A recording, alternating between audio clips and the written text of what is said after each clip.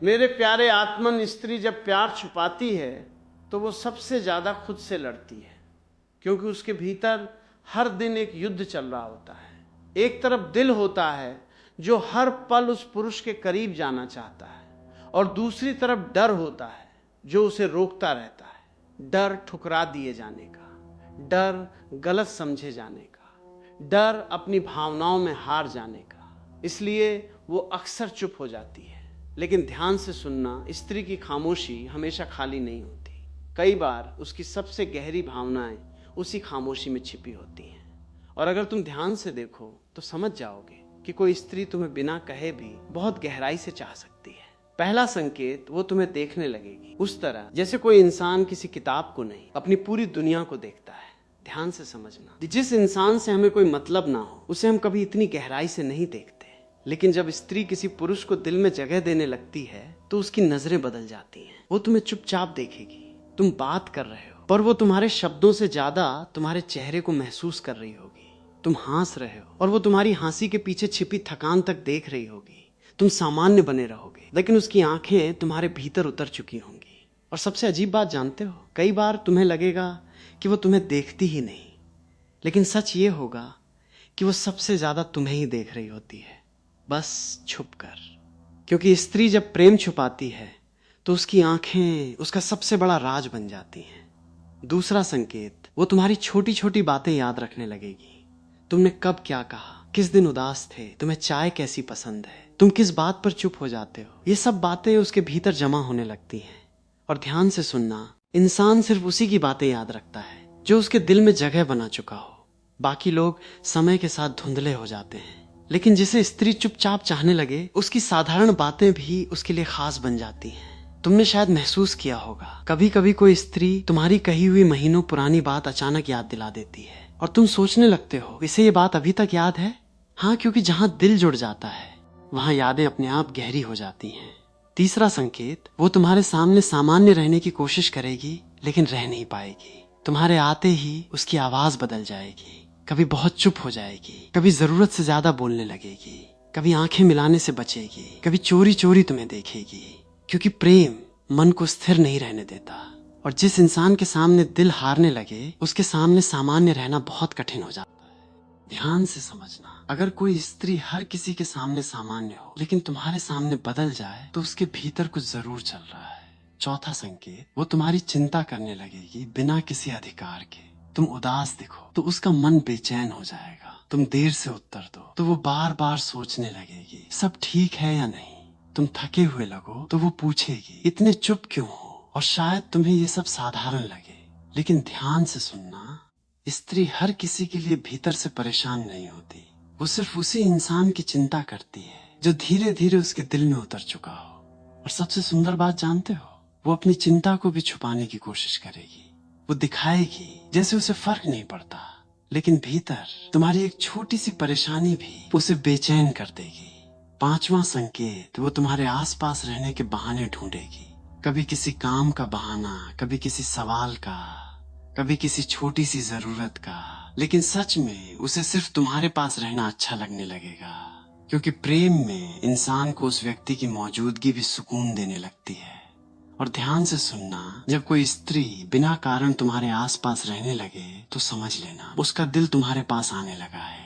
छठा संकेत, वो तुम्हारी कही हुई छोटी छोटी बातों में भी मतलब ढूंढने लगेगी। तुमने थोड़ा कम बात की तो वो सोचने लगेगी क्या वो नाराज है। तुम किसी और की तारीफ कर दो तो उसके भीतर हल्की सी जलन होने लगेगी।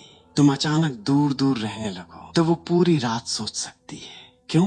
क्योंकि प्रेम इंसान को भीतर से बहुत संवेदनशील बना देता है, और जिस इंसान से दिल जुड़ जाए उसकी छोटी सी दूरी भी बहुत बड़ी लगने लगती है। सातवां संकेत, वो तुम्हारे सामने मजबूत दिखेगी लेकिन अकेले में तुम्हारे बारे में बहुत सोचेगी। रात को जब सब सो जाते हैं तब उसका मन सबसे ज्यादा तुम्हारी तरफ जाता है। वो तुम्हारी बातें याद करती है, तुम्हारी आवाज, तुम्हारी हंसी, तुम्हारी आंखें धीरे धीरे बन जाते हो। और शायद तुम्हें कभी पता भी न चले कि कोई हर रात तुम्हें सोच कर सोता है। क्योंकि स्त्री जब प्रेम छुपाती है तो वो सबसे ज्यादा रातों में दिखाई देता है। दिन में वो खुद को संभाल लेती है, लेकिन रात में दिल ज्यादा सच बोलता है। आठवां संकेत, वो तुम्हें खोने से डरने लगेगी, बिना तुम्हें पाए हुए भी। ध्यान से समझना, जब स्त्री किसी पुरुष को सच में चाहने लगती है तो उसके भीतर एक अजीब डर पैदा होने लगता है। डर कि कहीं वो किसी और का ना हो जाए, डर कि कहीं वो उससे दूर ना चला जाए, डर कि कहीं उसे कभी पता ही न चले कि कोई उसे इतनी गहराई से चाहता था। और यही डर उसे अपने प्रेम को छुपाने पर मजबूर कर देता है, क्योंकि हर स्त्री अपने दिल को आसानी से किसी के सामने नहीं खोल पाती। वो पहले बहुत देर तक देखती है, समझती है, परखती है, फिर जाकर कहीं दिल देती है। 9वां संकेत, वो तुम्हारी खुशी में सच में खुश होने लगेगी। तुम सफल हो जाओ तो उसके चेहरे पर मुस्कान आ जाएगी, तुम खुश रहो तो उसका मन हल्का हो जाएगा।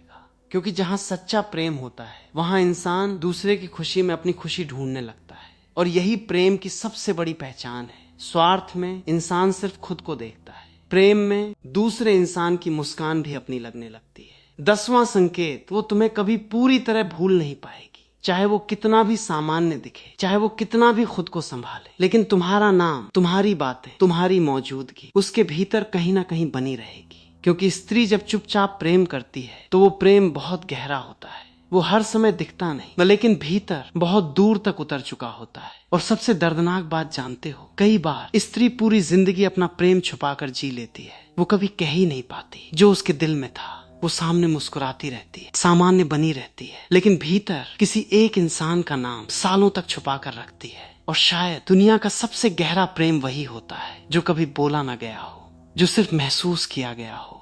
और अंत में बस इतना समझ लो, स्त्री जब प्यार छुपाती है तो उसके शब्द कम बदलते हैं, उसकी आदतें बदल जाती हैं। वो तुम्हें देखने लगती है, तुम्हें महसूस करने लगती है, तुम्हारी चिंता करने लगती है, तुम्हारी छोटी छोटी बातों को अपने भीतर संभालने लगती है। क्योंकि सच्चा प्रेम चाहे जितना छुपा लिया जाए, उसका असर छुपाया नहीं जा सकता। और जिस दिन कोई स्त्री तुम्हें बिना कहे चाहने लगे,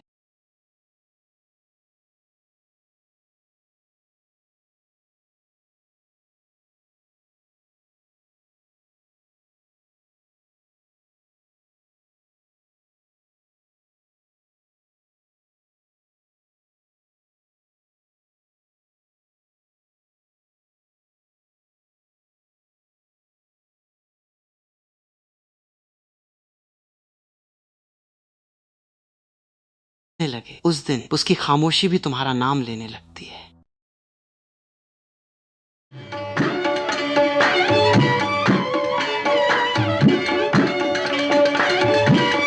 कभी तुमने अकेले कमरे में बैठकर रोते हुए यह महसूस किया है कि तुम्हारे आंसू किसी इंसान के लिए नहीं थे, वे किसी ऐसे के लिए थे जिसे तुमने कभी देखा नहीं, जिसका कोई चेहरा नहीं, कोई नाम नहीं, फिर भी उसकी कमी भीतर आग की तरह जलती रहती है। कभी ऐसा लगा है कि दुनिया की सारी खुशियां सामने रख दी जाएं, फिर भी दिल खाली रहे। और कभी बिना किसी कारण के आंखों से आंसू बहने लगे, मानो आत्मा किसी भूले हुए घर को याद कर रही हो। सुनो, यही सूफी प्रेम है। यह प्रेम किसी व्यक्ति से शुरू होकर परमात्मा पर खत्म नहीं होता। यह तो सीधे आत्मा से उठता है और अस्तित्व में विलीन हो जाता है। यहां प्रेम मुस्कान नहीं बनता, यहां प्रेम आंसू बनता है। ऐसे आंसू जो कमजोरी नहीं होते, इबादत बन जाते हैं। जिस दिन तुम्हारे आंसू प्रार्थना बन जाएं, समझ लेना तुम्हारा हृदय सूफी मार्ग पर चल पड़ा है। हर इंसान प्रेम चाहता है। बचपन से लेकर मृत्यु तक वो किसी न किसी को खोजता रहता है। कभी मां में प्रेम खोजता है, कभी प्रेमिका में, कभी दोस्ती में, कभी सम्मान में और कभी भगवान में। लेकिन ध्यान से देखो, जिसे तुम प्रेम समझते हो वो अधिकतर सौदा होता है। तुम कहते हो मैं तुम्हें प्रेम करता हूं, लेकिन भीतर छिपा होता है तुम मुझे दुख मत देना, मुझे अकेला मत छोड़ना, मेरी जरूरतें पूरी करना। यह प्रेम नहीं, भय है। सच्चे प्रेम में मांग नहीं होती। जहां मांग है वहां व्यापार है, जहां अपेक्षा है वहां बंधन है, और जहां बंधन है वहां आत्मा कैद हो जाती। सूफी प्रेम स्वतंत्रता है। वो किसी को पकड़ता नहीं, वो बहता है। जैसे हवा, जैसे नदी, जैसे चांदनी। सूफी प्रेम कहता है मैं तुम्हें इसलिए प्रेम नहीं करता कि तुम मेरे हो, मैं तुम्हें इसलिए प्रेम करता हूं क्योंकि प्रेम मेरे भीतर उमड़ रहा है। और जिस दिन प्रेम कारणों से मुक्त हो जाए वो परमात्मा की सुगंध बन जाता है। लोग पूछते हैं अगर प्रेम इतना सुंदर है तो उसमें इतना दर्द क्यों है? क्योंकि सूफी प्रेम तुम्हारे अहंकार को तोड़ता है।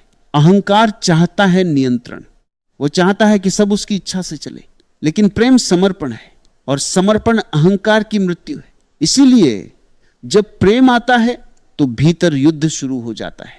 एक तरफ आत्मा पुकारती है डूब जाओ, दूसरी तरफ अहंकार कहता है बच जाओ। यही संघर्ष आंसू बन जाता है।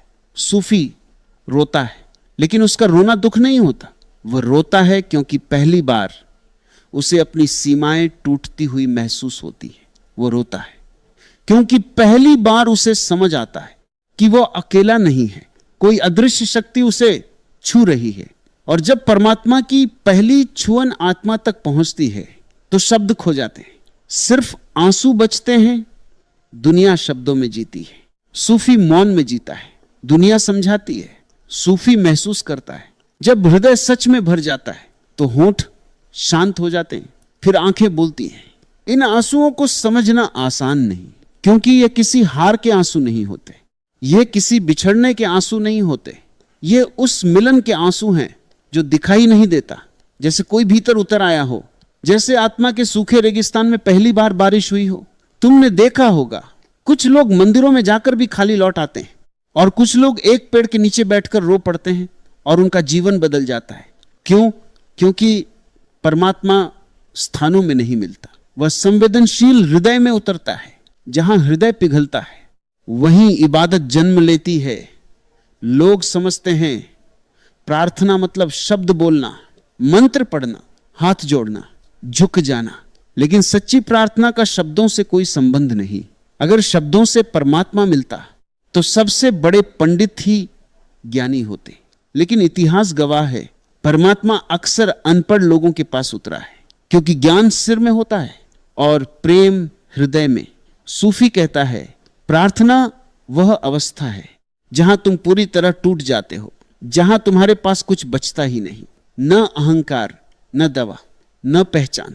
और जब तुम पूरी तरह खाली हो जाते हो तभी परमात्मा तुम्हें भरता है। यही कारण है कि सूफी प्रेम में रोना कमजोरी नहीं माना जाता, वो तो संकेत है कि दीवारें टूट रही हैं। सूफी प्रेम बाहर से देखने पर पागलपन लगता है।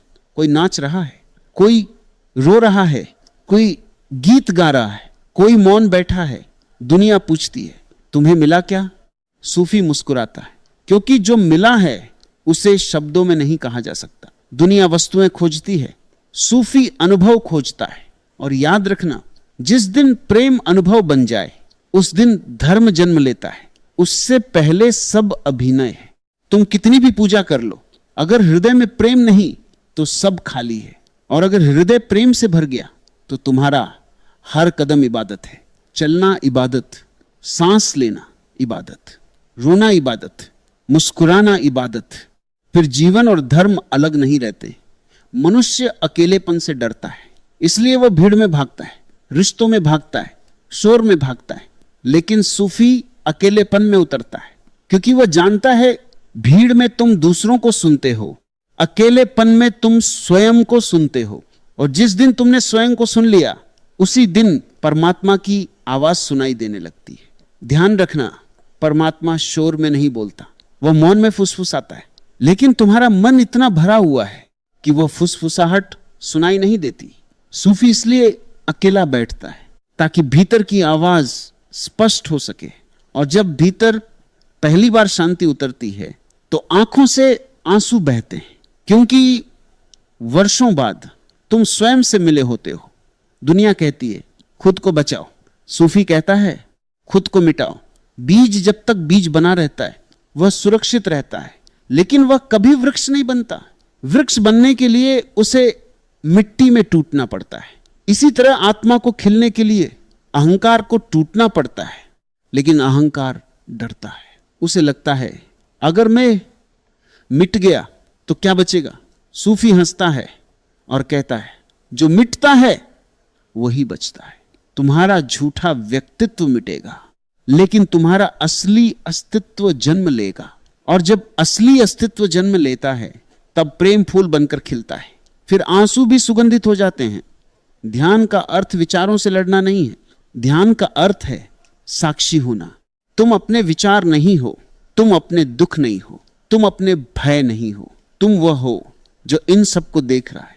जब ये समझ गहरी होती है तो भीतर दूरी पैदा होती है, फिर दुख आता है लेकिन तुम्हें तोड़ नहीं पाता, भय आता है लेकिन तुम्हें हिला नहीं पाता, और इसी शांति में प्रेम जन्म लेता है। ध्यान बिना प्रेम अधूरा है और प्रेम बिना ध्यान अंधा है। जब दोनों मिलते हैं तब सूफी जन्म लेता है। सबसे बड़ी भूल यह है कि लोग परमात्मा को व्यक्ति समझते हैं। परमात्मा कोई बूढ़ा आदमी नहीं जो आकाश में बैठा है। परमात्मा ऊर्जा है, चेतना है, प्रेम है।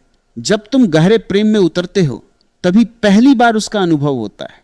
वो दिखाई नहीं देता लेकिन महसूस होता है, जैसे हवा दिखाई नहीं देती लेकिन छू जाती है। सूफी उसी स्पर्श का दीवाना है। उसे स्वर्ग नहीं चाहिए, उसे पुरस्कार नहीं चाहिए, उसे सिर्फ वह अनुभव चाहिए जहां आत्मा पूरी तरह प्रेम में डूब जाए। हर आंसू इबादत नहीं होता। कुछ आंसू अहंकार के होते हैं, कुछ अपेक्षाओं के, कुछ चोट के। लेकिन जब आंसू बिना कारण बहें, जब भीतर सिर्फ कृतज्ञता हो, जब ऐसा लगे कि अस्तित्व ने तुम्हें छू लिया, तब आंसू इबादत बनते। उस क्षण तुम मांग नहीं रहे होते, तुम धन्यवाद बन जाते हो। और याद रखना, जिस दिन मनुष्य धन्यवाद बन जाए उसी दिन उसका पुनर्जन्म होता है। एक दिन ऐसा आएगा जब तुम अकेले बैठोगे, कोई संगीत नहीं होगा, कोई मंत्र नहीं होगा, कोई मंदिर नहीं होगा, सिर्फ तुम होगे और तुम्हारी सांसें।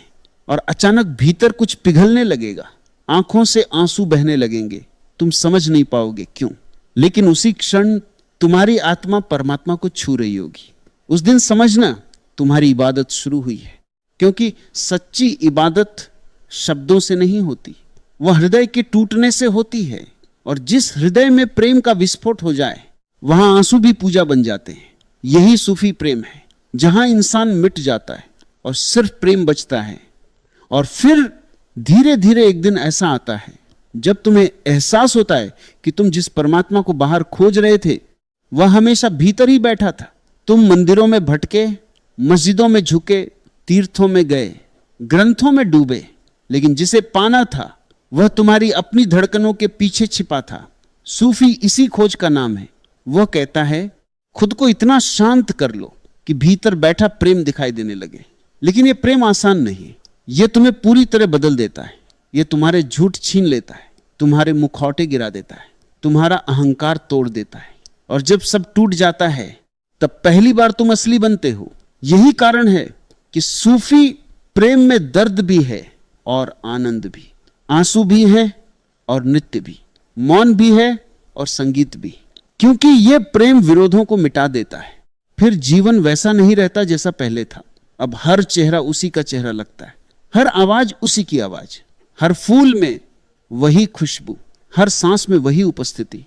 फिर तुम किसी से नफरत नहीं कर पाते, क्योंकि हर इंसान में तुम्हें उसी का अंश दिखाई देने लगता है। और यही सच्चा धर्म है। धर्म किसी पहचान का नाम नहीं, धर्म किसी किताब का नाम नहीं, धर्म उस अवस्था का नाम है जहां तुम्हारा हृदय प्रेम से इतना भर जाए कि तुम पूरे अस्तित्व को गले लगा लो। तब तुम्हारे भीतर करुणा जन्म लेती है, क्षमा जन्म लेती है, मौन जन्म लेता है। और सबसे सुंदर बात, अब तुम्हें परमात्मा को साबित करने की जरूरत नहीं रहती, क्योंकि तुम उसे जीने लगते हो। तुम्हारी आंखों में शांति उतर आती है, तुम्हारी आवाज में मिठास आ जाती है, तुम्हारे स्पर्श में दुआ उतर आती है। और एक दिन जब कोई तुमसे पूछे क्या तुमने परमात्मा को देखा है, तो शायद तुम मुस्कुराकर सिर्फ इतना कहो, जब मेरा हृदय टूटा था और आंखों से आंसू बह रहे थे, तब पहली बार उसने मुझे छुआ था। यही सूफी प्रेम की अंतिम मंजिल है, जहां प्रेम करने वाला नहीं बचता, प्रेम पाने वाला नहीं बचता, सिर्फ प्रेम बचता है। और उसी प्रेम में आंसू भी इबादत बन जाते हैं। बिस्मिल्लाहिर्रहमानिर्रहीम। सल्लल्लाहु अलल नबीयुल उम्मी व आलिहि सल्लल्लाहु अलैहि वसल्लम। सलातु व सलाम अलैका या रसूल अल्लाह। तमाम सुनने वालों को मेरी तरफ से अस्सलामु अलैकुम। जब इंसान ज़िक्र करता है, जब इंसान के ज़बान ज़िक्र से तर हो जाती है, तो उसके दिल पे क्या असर पड़ता है, क्या ऐसे असरात हैं जो उसके दिल पे उतरते हैं। और वो असरात जब दिल पे उतरते हैं तो फिर उसके अमल में उसके किरदार में वो सारी चीज़ें वाज़ेह हो जाती हैं। नाज़रीन, आज हम बात करेंगे कि ज़िक्र इलाही किस तरह किया जाए ताकि उस ज़िक्र का असर इंसान के दिल पे पहले उतरे और फिर अमल में नज़र आए। कुरान में है कि दिलों का इत्मीनान अल्लाह के ज़िक्र में है और ज़िक्र सबसे बड़ी इबादत है। ये चीज़ें आपको हर जगह, हर महफिल में, हर किताब में यही मिलेगा कि अल्लाह का ज़िक्र करें। और यहाँ तक लोग सुनते आ रहे हैं और अल्लाह का ज़िक्र भी हो रहा है, लेकिन उसके असरात बहुत ही कम नज़र आते हैं। देखिए, इसकी एक वजह है। इसका मतलब ये नहीं कि ज़िक्र में कुछ गलत है, बल्कि इसकी वजह यह है कि लोग ज़िक्र गलत करते हैं। इन्नल अमाल बिन्नियत, जो अमलों का दारोमदार नियत पे है। जब भी कोई ज़िक्र करता है तो यकीन मानिए अपने गिरेबान में झांक के ज़रा देख लीजिए कि हम अक्सर, मैं अपनी भी बात करूँगा कि हम अक्सर ज़िक्र, वजीफ़ा, ये जो चीज़ें करते हैं उनका एक मकसद सिर्फ यही होता है कि हमारा कोई काम निकल जाए अल्लाह से। कोई ना कोई छोटा सा दुनियावी फ़ायदे का काम होता है और उसके लिए हम बैठ जाते हैं मुसल्ला तस्बीह लेके। नमाज के बाद हम शुरू हो जाते हैं ज़िक्र करना और जहन में बस यही बात होती है कि वो मेरा काम हो जाए और अल्लाह मेरा ये मसला हल कर दे। नाज़रीन, यकीन माने यही वो पल है या यही वो जगह है, यही वो घड़ी है जहाँ पे हम ज़िक्र की अपनी अहमियत, अफादियत खो देते हैं। हम सिर्फ इसको एक हथियार की तरह इस्तेमाल करते हैं कि हमारा ये काम हो जाए। ज़रा सोचिए, हज़रत अली करमुल्लाह वजह से किसी ने पूछा कि आप नमाज, ज़कात, इबादत सब करते हैं, आपको तो जन्नत के लिए सब कुछ करते हैं। तो आपने फरमाया नहीं, न मैं जन्नत के लिए ये सब करता हूँ, न मुझे दोज़ख का डर है। मैं ये इबादत, ये ज़िक्र अज़कार इसलिए करता हूँ कि वो जो हस्ती है वो इस चीज़ के लायक है। नाज़रीन, यकीन माने जिस दिन आपने ये सोच के ज़िक्र अज़कार किया कि वो हस्ती अल्हम्दुलिल्लाह रब्बिल आलमीन, वो हस्ती इस तारीफ़ के, हम्द के लायक है, तो सारे काम खुद ब खुद बनना शुरू हो जाएंगे। क्योंकि जब ज़िक्र सही होगा तो उसका असर दिल में सही उतरेगा, प्योर उतरेगा, और जिस दिल में अल्लाह का नूर उतरना शुरू हो जाए वो दिल फिर कल्ब सलीम बन जाता है और इंसान के जो भी मामलात हैं उन सब में उनकी झलक नज़र आती है। सच बोलना, गुस्सा नहीं करना, कम बोलना, किसी के साथ जलन नहीं है। ये जो खुसूसियात, सिफ़ात मैं बता रहा हूँ, ये सब उन लोगों की है जिनके दिल में अल्लाह का नूर उतर गया। और अल्लाह का नूर कैसे उतरता है? ज़िक्र इलाही से। और ज़िक्र इलाही कैसे किया जाता है?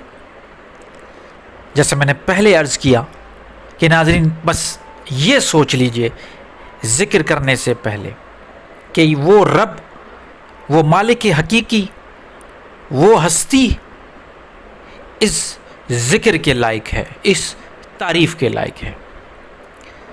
हाँ, ज़िक्र कोई भी हो, चाहे अल्लाह के ज़ाती नाम हो या सिफ़ाती, या अल्लाह, अल्लाहू, खाली हू, या रहमान, या रहीम, या हय्यु या क़य्यूम, जो भी सिफाती नाम है या अल्लाह के जो ज़ाती नाम है, कोई भी ज़िक्र आप करें, ज़िक्र सिर्फ ये सोच के करें कि मेरा अल्लाह उस ज़िक्र के लायक है। बस दूसरी चीज़ में इसमें एक ख़ास पॉइंट ऐड करना चाहता हूँ। वो ये पॉइंट है नाज़रीन के ज़िक्र तो एक ऐसे करेंगे जैसे मैंने बताया कि अल्लाह उस ज़िक्र के लायक है। दूसरा, रियाकारी कभी नहीं कीजिए। ये जो लोग हाथ में तस्बीह लिए घूमते हैं लोगों को दिखाने के लिए कि हम बड़े ज़ाकिर हैं, हम बड़े तकवा वाले हैं, हम बड़े परहेज़गार हैं, क्या तस्बीह लेके घूमना? तस्बीह बाती फेर ना बाहू, इस तस्बीह का की पढ़ना हो जेड़ा तेरे नाल हिसाब नहीं करना, ओदे नाल हिसाब की करना हो।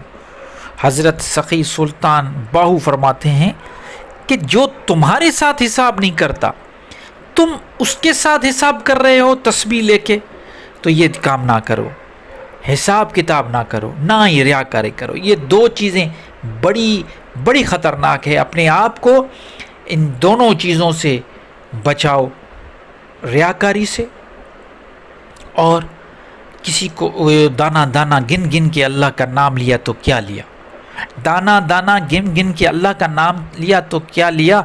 आप तो अपने लिए क्या पैदा कर रहे हो, क्या बना रहे हो, कुछ भी नहीं। इसलिए ज़िक्र करो नाज़रीन, कसरत के साथ ज़िक्र करो। कल्ब का इत्मीनान ज़िक्र अल्लाह से है। अल्लाह का ज़िक्र अफजल इबादत है। ज़िक्र में ही आपकी निजात है, सारी निजात आपकी ज़िक्र में है। कोशिश कीजिए ज़िक्र पाकीज़गी में करें।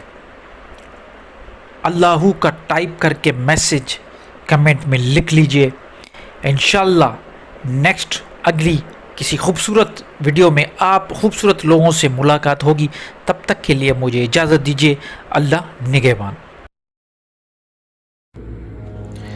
दुनिया की इस भाग दौड़ में जहां हर तरफ एक शोर है, एक अफरा तफरी है, हम सब एक ही चीज़ की तलाश में हैं। जानते हैं वो चीज़ क्या है? वो चीज़ सुकून है। इंसान सुकून चाहता है, सुकून की तलाश करता है। लेकिन क्या आपने कभी सोचा है रूहानियत का किसी जिन्स से कोई ताल्लुक नहीं। रूह न मर्द है न औरत, रूह तो सिर्फ एक नूर है। लेकिन इस मटीरियलिस्टिक दुनिया में कुदरत ने औरत के दिल को एक अजीब जज्बाती और एक अजीब किस्म की गहराई दी है। वो दर्द को महसूस भी गहराई से करती है और जब रूहानी सफर पर निकलती है तो उसका रास्ता सबसे अलग होता है। तसव्वुफ की तारीख उठा कर देखें, जब इश्क़े हकीकी का जिक्र आता है तो हजरत राबिया बसरी का नाम सबसे ऊंचा नजर आता है। उन्होंने दुनिया को सिखाया कि खुदा से डर कर नहीं, उससे बेगर्ज मोहब्बत करके सुकून मिलता है।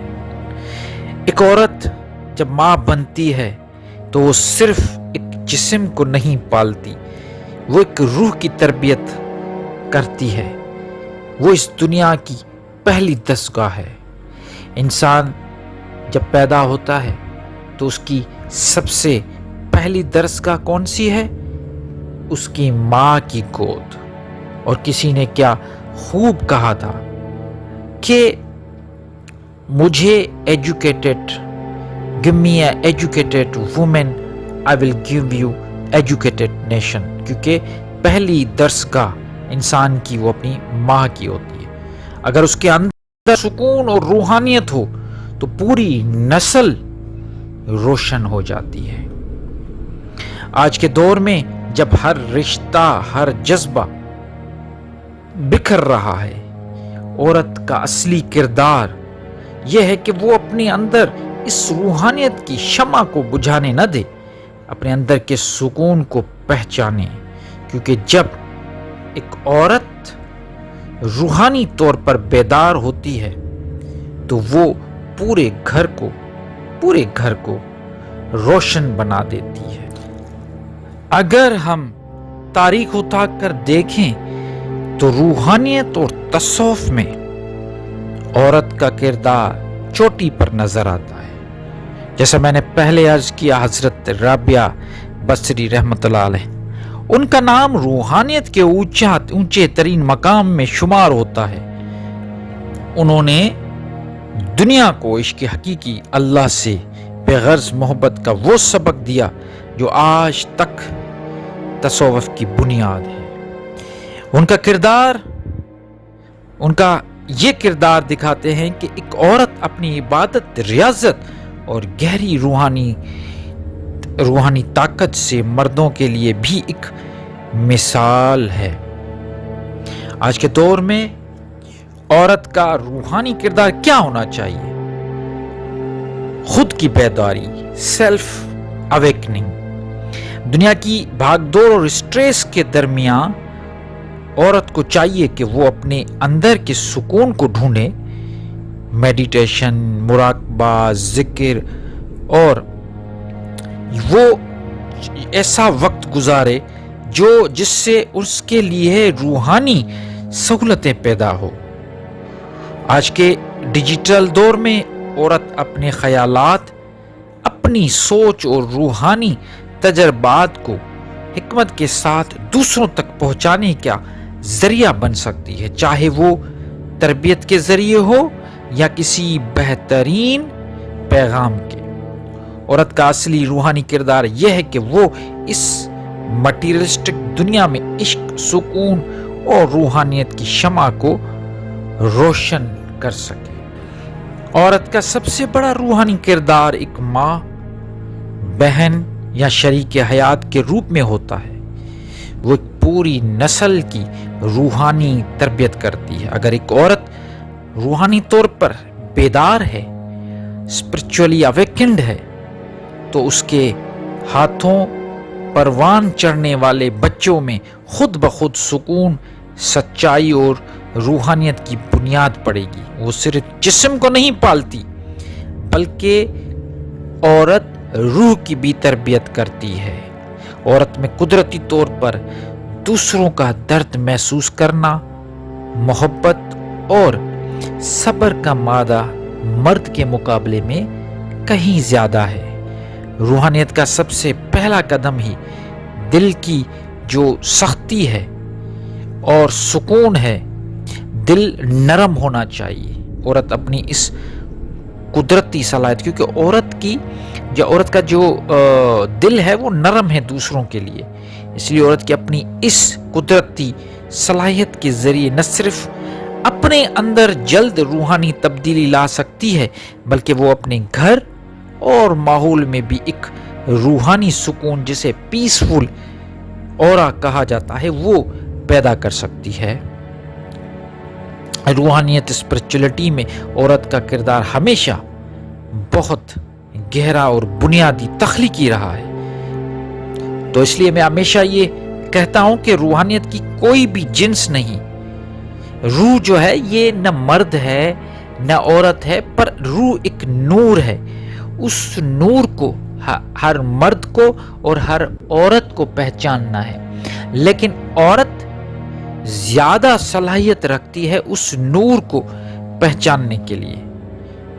कुदरत ने औरत को जो नफ्सियात और जज्बाती सिफात दिए हैं, वो उसे रूहानी सफर में एक बहुत ही ऊंचा मकाम देती है। यही वजह है कि आपको औरत वैसे तो बहुत कम मिलेंगी रूहानियत में जो आप बड़ा नाम है, जैसे बीबी राबिया बसरी और दूसरों का नाम मैं अगर लूं, लेकिन वो कम मतलब तादाद में होते हुए भी ज़ाहिरी नहीं, ज़ाहिरी तौर पे कम है, लेकिन बातनी तौर पे आपको बहुत ऐसी मिलेंगी। आपको हर घर में दादी माँ हो, नानी माँ हो, उनको आप देखें, उनका कितना रूहानी चेहरा होता है। अल्लाह ताला ने औरत को बड़ी ताकत दी है। और आप जो भी औरत मुझे, जो भी वुमेन मुझे सुन रही हैं, जो रूहानियत में दिलचस्पी रखती हैं, उन सब के लिए मैं ये पैगाम दूंगा कि आप में अल्लाह ताला ने रूहानियत को स्ट्रॉन्ग करने की बड़ी ताकत रखी है। आप जितनी भी कोशिश करेंगे आपको उतना फ़ायदा होगा। दुआ यही करता हूँ कि अल्लाह ताला आपको रूहानियत में जो है बड़ी बड़ी कामयाबी दे और बड़ा मकाम दे। अगर वीडियो अच्छी लगी हो, इंफॉर्मेटिव लगी हो, तो प्लीज़ वीडियो को लाइक कीजिएगा, अपने साथियों के साथ इसको शेयर कीजिएगा और अपनी ख़ास। मनुष्य का जीवन बड़ा विचित्र है। बाहर से देखने पर लगता है कि लोग जी रहे हैं, हंस रहे हैं, दौड़ रहे हैं, सपने बना रहे हैं, लेकिन भीतर गहरी खालीपन की एक खामोश गुफा है। उसी गुफा में कभी कभी एक पुकार उठती है, क्या बस इतना ही जीवन है? और जिस दिन यह प्रश्न सच्चाई से उठता है, उसी दिन आध्यात्मिक यात्रा शुरू होती है। बहुत लोग मंदिरों में जाते हैं, मस्जिदों में सजदे करते हैं, ग्रंथ पढ़ते हैं, मंत्र जपते हैं, पर फिर भी उनके भीतर शांति नहीं उतरती, क्योंकि खुदा किताबों में नहीं मिलता, खुदा अनुभव में मिलता है। वह शब्दों में नहीं, मौन में उतरता है। और मौन केवल उसी के भीतर आता है जिसने प्रेम जाना हो। लेकिन यह प्रेम साधारण प्रेम नहीं है। यह वह प्रेम नहीं जो शरीर से शुरू होकर अपेक्षाओं में खत्म हो जाए। यह वह प्रेम नहीं जिसमें अधिकार हो, डर हो, जलन हो, स्वार्थ हो। यह प्रेम तो आग है, ऐसी आग जिसमें व्यक्ति धीरे धीरे स्वयं जलने लगता है। और जब मैं जलने लगता है तभी खुदा प्रकट होता है। संसार का प्रेम कहता है तुम मेरे हो, लेकिन खुदा का प्रेम कहता है मैं ही नहीं बचा। यही फर्क है इश्क और इबादत में। इबादत में अभी भी तुम हो, इश्क में केवल वह रह जाता है जिसे खुदा से इश्क हो जाए। उसका जीवन साधारण नहीं रहता, उसकी आंखें बदल जाती हैं। वह पेड़ों को भी देखता है तो उनमें परमात्मा की धड़कन सुनता है। हवा भी चलती है तो उसे लगता है कोई अदृश्य हाथ उसके चेहरे को छू गया। रात का सन्नाटा भी उसे डराता नहीं, क्योंकि वह जान चुका होता है कि मौन भी ईश्वर की भाषा है। दुनिया समझती है कि आध्यात्मिक लोग दुखी होते हैं, गंभीर होते हैं, संसार छोड़ देते हैं, लेकिन जिसने सच में खुदा को छुआ हो वो सबसे ज्यादा जीवंत होता है। उसके भीतर नृत्य होता है, उसकी चाल में संगीत होता है, उसके शब्दों में करुणा होती है, क्योंकि उसने जीवन को पहली बार बिना भय के जीना शुरू किया होता है। डर ही मनुष्य की सबसे बड़ी कैद है।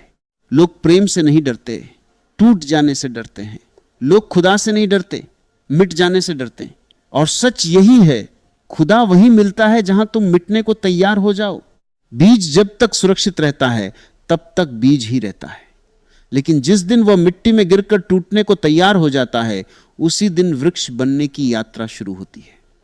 मनुष्य भी ऐसा ही बीज है जो अपने अहंकार को बचाता रहता है, वह कभी परमात्मा तक नहीं पहुंचता। और जो स्वयं को मिट्टी में सौंप देता है, उसके भीतर अनंत का वृक्ष उगाता है। जिसे खुदा से इश्क हो जाए वह भीड़ में रहकर भी अकेला हो जाता है, क्योंकि अब उसे लोगों की स्वीकृति की जरूरत नहीं रहती। दुनिया उसकी तारीफ करे या अपमान, दोनों एक समान हो जाते हैं, क्योंकि उसका संबंध अब लोगों से नहीं, अस्तित्व से हो चुका होता है। यह दुनिया सौदे पर चलती है। यहां हर रिश्ता किसी न किसी लाभ पर टिका है।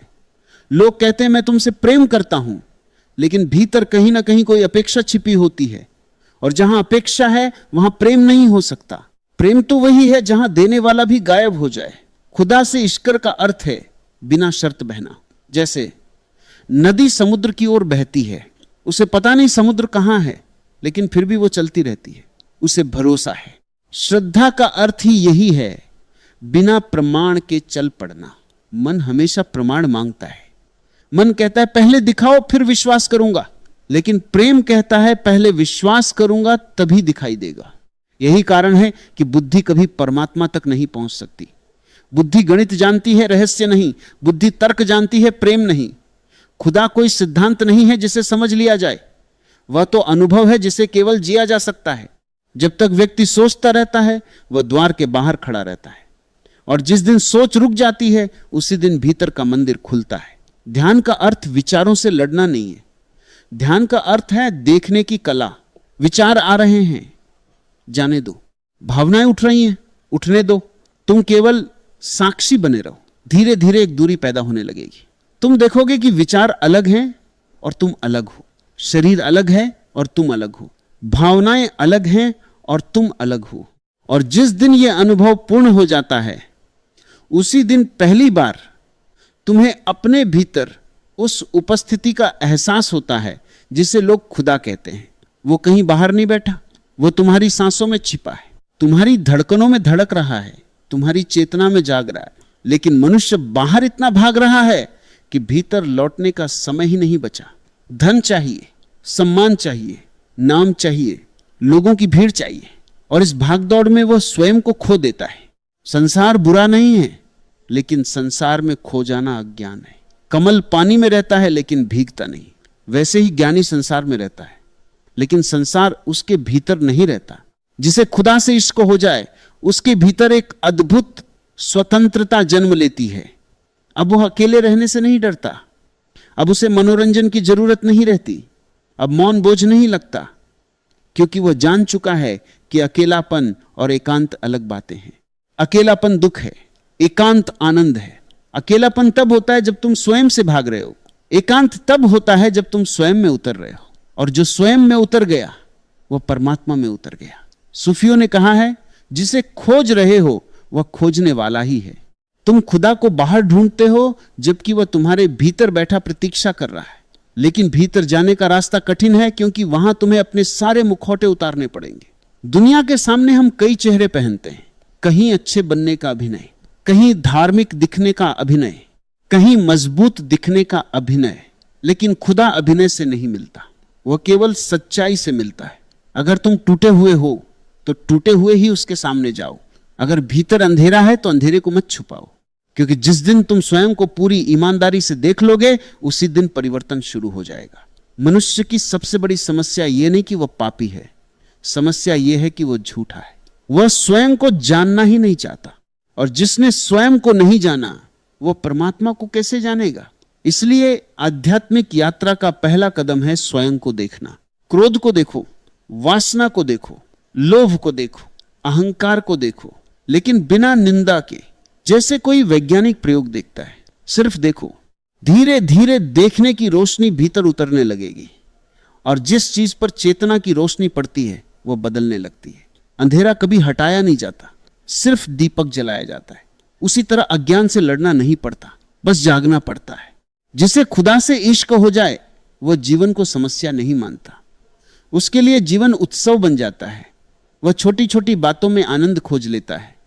बारिश गिरती है तो वह उसमें भी गीत सुनता है। पक्षियों की आवाज भी उसे प्रार्थना लगती है, क्योंकि अब उसका हृदय खुल चुका होता है। बंद हृदय केवल दुख देखता है, खुला हृदय हर जगह परमात्मा देखता है। तुमने ध्यान दिया होगा, छोटे बच्चे बिना कारण खुश रहते हैं, क्योंकि उनके भीतर अभी अहंकार मजबूत नहीं हुआ। वे वर्तमान में जीते हैं, न अतीत का बोझ, न भविष्य की चिंता। और ध्यान भी तुम्हें उसी मासूमियत में वापस ले जाता है। ज्ञानी व्यक्ति बच्चा बन जाता है, लेकिन चेतना के साथ उसकी आंखों में आश्चर्य होता है, उसके भीतर सरलता होती है। वह जीवन को जानता नहीं, महसूस करता है। जिस दिन तुम्हारे भीतर अनुभव शब्दों से बड़ा हो जाएगा उसी दिन तुम आध्यात्मिकता के करीब पहुंच जाओगे। धर्म कोई संस्था नहीं है, न कोई संगठन, न कोई परंपरा। धर्म तो तुम्हारे और अस्तित्व के बीच का निजी संबंध है। इसीलिए सच्चे संत भीड़ नहीं बनाते, वे जागरण जगाते हैं। वे तुम्हें अपने पीछे चलने को नहीं कहते, वे कहते हैं स्वयं को खोजो, क्योंकि सत्य उद्धार नहीं मिल सकता।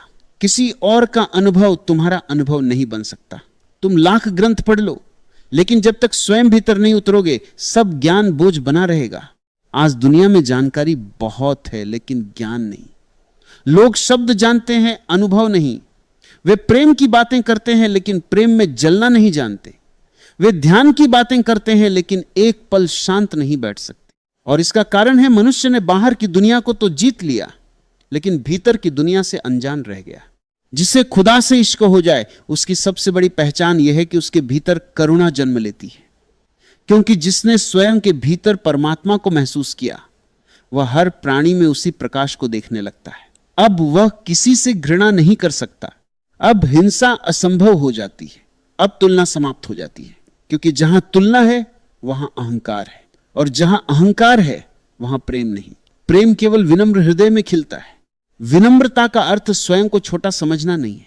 विनम्रता का अर्थ है स्वयं को केंद्र से हटाना। फिर जीवन स्वयं बहने लगता है। तुमने देखा होगा नदी कभी संघर्ष नहीं करती, वह बहती है। पत्थर आते हैं तो उनके आसपास से निकल जाती है, इसलिए अंततः समुद्र तक पहुंच जाती है। मनुष्य संघर्ष करता है क्योंकि वह जीवन को नियंत्रित करना चाहता है, लेकिन जीवन नियंत्रण से नहीं, समर्पण से खुलता है। समर्पण हार नहीं है, समर्पण सबसे बड़ी शक्ति है, क्योंकि उसी क्षण तुम अस्तित्व के साथ एक हो जाते हो।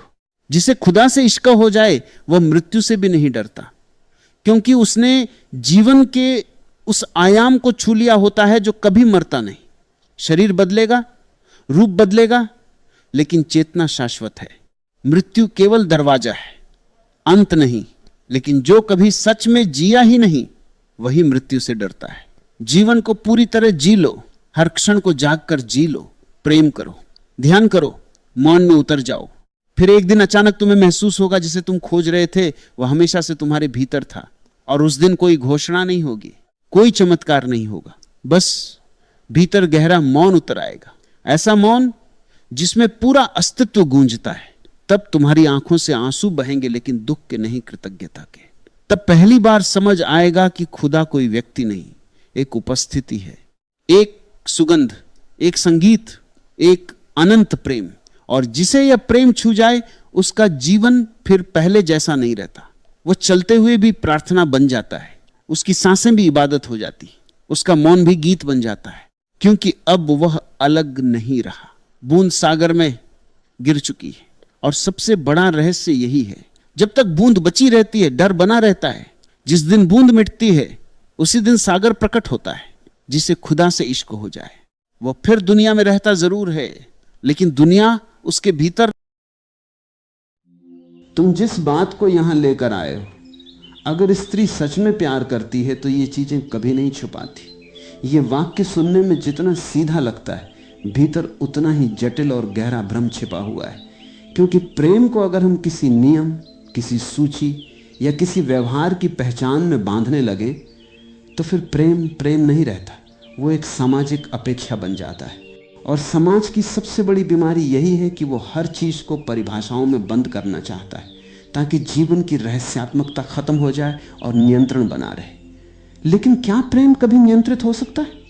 क्या प्रेम कभी किसी एक पैटर्न में चल सकता है? क्या किसी एक लिंग, किसी एक व्यक्ति, किसी एक मानसिक ढांचे के लिए प्रेम को निश्चित रूप से परिभाषित किया जा सकता है? यह प्रश्न ही हमें भीतर से झकझोर देता है। जब हम कहते हैं कि अगर स्त्री सच में प्यार करती है तो वो ये चीजें नहीं छुपाती, तो हम अनजाने में एक गहरी सामाजिक प्रोग्रामिंग को दोहरा रहे होते हैं। बचपन से हमें सिखाया जाता है कि स्त्री कैसी होनी चाहिए, पुरुष कैसा होना चाहिए, प्रेम कैसा होना चाहिए, व्यवहार कैसा होना चाहिए। ये पूरा समाज एक तरह की अदृश्य स्क्रिप्ट लिख देता है और फिर हर व्यक्ति उसी स्क्रिप्ट को जीने की कोशिश करता है। लेकिन भीतर कहीं एक जीवित चेतना है जो बार बार विद्रोह करती है, जो पूछती है कि क्या मैं सच में वही हूं जो मुझे बताया गया है? क्या मेरा प्रेम वही है जो किताबों में लिखा है? क्या मेरा दिल वही महसूस करता है जो समाज चाहता है कि मैं महसूस करूं? स्त्री के बारे में भी समाज ने अनेक धारणाएं बना दी। वो भावनात्मक होती है, वो गहरी होती है, वो त्याग करती है, वो सब कुछ बता देती है अगर वो प्रेम में हो। लेकिन ये सब धारणाएं असल में प्रेम की गहराई को नहीं समझती, बल्कि प्रेम को एक व्यवहारिक परीक्षण में बदल देती है। और जैसे ही प्रेम को परीक्षण में बदला जाता है वो मरने लगता है, क्योंकि प्रेम कोई परीक्षा नहीं है जिसमें पास या फेल हुआ जाए। प्रेम कोई गणित नहीं है जिसमें सिद्धांत लागू किए जाएं। प्रेम तो एक प्रवाह है, एक अनिश्चितता है, एक ऐसी नदी है जिसका कोई निश्चित आकार नहीं होता। क्या तुमने कभी सोचा है कि एक व्यक्ति जो सच में प्रेम करता है वो हर चीज क्यों नहीं बताता? क्या हर न बताई गई बात झूठ होती है? या फिर कुछ बातें इतनी गहरी होती हैं कि शब्द उन्हें तोड़ देते हैं। मानव मन बहुत जटिल है, उसके भीतर परतें हैं और हर परत हर किसी के लिए खुली नहीं होती। कभी कभी प्रेम में भी व्यक्ति अपने ही भीतर के डर, असुरक्षा और पुराने घावों के कारण सब कुछ साझा नहीं कर पाता। लेकिन इसका अर्थ ये नहीं कि प्रेम नहीं है, इसका अर्थ सिर्फ इतना है कि मन अभी पूरी तरह सुरक्षित महसूस नहीं कर रहा। और यहाँ एक और महत्वपूर्ण बात आती है। हम अक्सर ये मान लेते हैं कि प्रेम का मतलब पूर्ण पारदर्शिता है, लेकिन क्या सच में मनुष्य इतना पारदर्शी हो सकता है? क्या तुम अपने ही भीतर के सभी विचार, सभी भावनाएं, सभी अंधेरे किसी एक व्यक्ति के सामने रख सकते हो? नहीं, क्योंकि मनुष्य केवल प्रकाश नहीं है, वो अंधकार भी है। और अंधकार हमेशा छिपता है, वो स्वयं को धीरे धीरे प्रकट करता है। प्रेम का अर्थ यह नहीं कि सब कुछ तुरंत बता दिया जाए। प्रेम का अर्थ यह है कि भीतर एक ऐसा स्थान बने जहां धीरे धीरे सब कुछ बिना भय के उभर सके। समाज ने स्त्री और पुरुष दोनों को ही एक प्रदर्शन में बदल दिया है। हर कोई एक भूमिका निभा रहा है, कभी अच्छा इंसान बनने की, कभी सच्चा प्रेमी बनने की, कभी आदर्श साथी बनने की, लेकिन भीतर का वास्तविक मन कहीं अलग चलता रहता है। यही कारण है कि रिश्तों में इतनी गलतफहमियां पैदा होती हैं। हम एक दूसरे को समझने के बजाय एक दूसरे को जज करना शुरू कर देते हैं। अगर तुम सच में मुझसे प्यार करते हो तो तुम ये करोगे, ये नहीं छुपाओगे, ये बताओगे। लेकिन प्रेम कोई अनुबंध नहीं है, ये कोई कॉन्ट्रैक्ट नहीं है जिसमें शर्तें लिखी जाती हैं। अब एक गहरा प्रश्न उठता है, क्या हम प्रेम कर रहे हैं या सिर्फ अपनी अपेक्षाओं को पूरा करवाने की कोशिश कर रहे हैं? अक्सर हम प्रेम के नाम पर नियंत्रण चाहते हैं। हम चाहते हैं कि दूसरा व्यक्ति वैसा ही हो जैसा हम सोचते हैं, और जब वो वैसा नहीं होता तो हम कहते हैं कि वो प्रेम नहीं करता। लेकिन क्या प्रेम का अर्थ किसी को बदल देना है, या प्रेम का अर्थ किसी को उसकी पूर्णता में स्वीकार करना है, उसके अंधकार सहित, उसके प्रकाश सहित? स्त्री के संदर्भ में यह और भी संवेदनशील हो जाता है, क्योंकि सदियों से उसे सिखाया गया है कि उसे कैसा होना चाहिए, उसे अपनी भावनाएं कैसे व्यक्त करनी चाहिए, कब बोलना चाहिए, कब चुप रहना चाहिए। और जब वो इन सामाजिक सीमाओं के भीतर जीती है तो लोग कहते हैं कि वो कुछ छुपा रही है। लेकिन शायद वो छुपा नहीं रही, शायद वो बस अपनी सुरक्षा कर रही है, अपने अस्तित्व को धीरे धीरे समझ रही है। प्रेम में सबसे महत्वपूर्ण चीज है जागरूकता। यदि प्रेम जागरूक नहीं है तो वो या तो अंधा हो जाता है या नियंत्रित करने वाला बन जाता है। जागरूक प्रेम कभी जल्दी निर्णय नहीं देता, वो सुनता है, देखता है और समझने की कोशिश करता है। वो दूसरे को एक वस्तु की तरह नहीं देखता जिसे पूरी तरह खोलकर समझ लिया जाए, बल्कि वो उसे एक रहस्य की तरह देखता है जो हर दिन नया है। क्या यह संभव है कि हम प्रेम को एक नई दृष्टि से देखें, जहां छुपाना और दिखाना जैसे शब्द ही अर्थहीन हो जाएं? क्योंकि ये शब्द तभी आते हैं जब हम दूसरे को एक वस्तु की तरह देखने लगते हैं। जब हम किसी को जीवित चेतना के रूप में देखते हैं तो हम उसे समझने की कोशिश करते हैं, न कि नियंत्रित करने की। स्त्री के भीतर भी उतना ही ब्रह्मांड है जितना किसी भी मनुष्य के भीतर, और ब्रह्मांड को पूरी तरह कभी भी जाना नहीं जा सकता, केवल अनुभव किया जा सकता है। अगर तुम प्रेम को जानना चाहते हो तो पहले अपने भीतर के डर को देखो, क्योंकि अधिकांश लोग प्रेम से नहीं डरते, वे असल में खो जाने से डरते हैं। वे डरते हैं कि अगर उन्होंने खुद को पूरी तरह खोल दिया तो वे कमजोर हो जाएंगे, और यही डर उन्हें छुपाने और छुपाने के आरोप लगाने की स्थिति में डाल देता है। लेकिन क्या सच में प्रेम में कोई कमजोरी होती, या प्रेम ही सबसे बड़ी शक्ति? शायद हम गलत दिशा में देख रहे हैं। शायद समस्या ये नहीं है कि कोई कुछ छुपा रहा है, समस्या ये है कि हम प्रेम को समझने की कोशिश ही गलत तरीके से कर रहे हैं। हम उसे तर्क से मापना चाहते हैं, व्यवहार से परखना चाहते हैं और नियमों में बांधना चाहते हैं। प्रेम कोई नियम नहीं है, वो एक जीवित अनुभव है, और जीवित अनुभव हमेशा अनिश्चित होता है। वो हर क्षण बदलता है। आज जो सच लगता है कल वो बदल सकता है। आज जो खुलापन है वो कल गहराई में बदल सकता है, और ये परिवर्तन ही प्रेम की खूबसूरती है। अगर हम सच में समझना चाहें तो हमें ये देखना होगा कि हर मनुष्य, चाहे वो स्त्री हो या पुरुष, अपने भीतर एक संघर्ष लेकर चलता है। एक हिस्सा खुलना चाहता है, दूसरा हिस्सा डरता है। एक हिस्सा प्रेम करना चाहता है, दूसरा हिस्सा खुद को बचाना चाहता है, और ये द्वंद्व ही मनुष्य को जटिल बनाता है। इसे किसी एक सरल नियम से नहीं समझा जा सकता। तो शायद सवाल ये नहीं है कि अगर स्त्री सच में प्रेम करती है तो क्या वो ये चीजें छुपाती हैं या नहीं। बल्कि असली सवाल यह है कि क्या हम प्रेम को समझने के लिए पर्याप्त गहराई में उतरने को तैयार हैं? क्या हम दूसरे को सुनने के लिए तैयार हैं बिना उसे जज किए? क्या हम उसे बदलने की कोशिश किए बिना उसके साथ रहने की क्षमता रखते हैं? यहीं से एक नई समझ शुरू होती है, जहां प्रेम अपेक्षा नहीं रह जाता बल्कि एक स्वीकार बन जाता है, जहां छुपाना और बताना महत्वहीन हो जाते हैं और केवल समझने की कोशिश बचती है। जब हम प्रेम को केवल भावनाओं के स्तर पर समझते हैं तो हम उसकी असली जटिलता को नहीं देख पाते। मनुष्य का मन इतना सरल नहीं है कि उसे सच बोलना या छुपाना जैसे दो शब्दों में बांधा जा सके। मनुष्य का व्यवहार उसकी पूरी जीवन यात्रा का परिणाम होता है। उसके बचपन का अनुभव, उसके माता पिता का व्यवहार, समाज की शिक्षा, डर, अपमान, असुरक्षा और अनगिनत छोटे छोटे अनुभव जो उसके भीतर जमा होते चले जाते हैं। और फिर हम अचानक किसी व्यक्ति से ये अपेक्षा करते हैं कि वो पूर्ण सत्य के साथ हमारे सामने खड़ा हो जाए, जैसे वो किसी यांत्रिक मशीन की तरह हो। लेकिन मनुष्य मशीन नहीं है। मनुष्य एक बहती हुई नदी है जिसमें हर क्षण कुछ नया जन्म ले रहा है और कुछ पुराना मर रहा है। स्त्री के व्यवहार को लेकर समाज ने विशेष रूप से अनेक धारणाएं बना ली हैं। लोग सोचते हैं कि अगर वो प्रेम करती है तो उसे हर भावना, हर डर, हर विचार तुरंत साझा कर देना चाहिए। लेकिन क्या तुमने कभी किसी ऐसे व्यक्ति को देखा है जिसने अपने पूरे जीवन में कभी भी अपने भीतर की हर चीज तुरंत बाहर निकाल दी हो? नहीं, क्योंकि मनुष्य का मन एक ऐसा घर है जिसमें कई कमरे होते हैं और हर कमरा हर किसी के लिए खुला नहीं होता। कुछ कमरे केवल स्वयं के लिए होते हैं, कुछ कमरे धीरे धीरे खुलते हैं समय के साथ, और कुछ कमरे ऐसे होते हैं जिन्हें खोलने के लिए अत्यंत गहरा विश्वास चाहिए। अब यहाँ एक बहुत महत्वपूर्ण मनोवैज्ञानिक बात आती है। विश्वास का निर्माण तुरंत नहीं होता।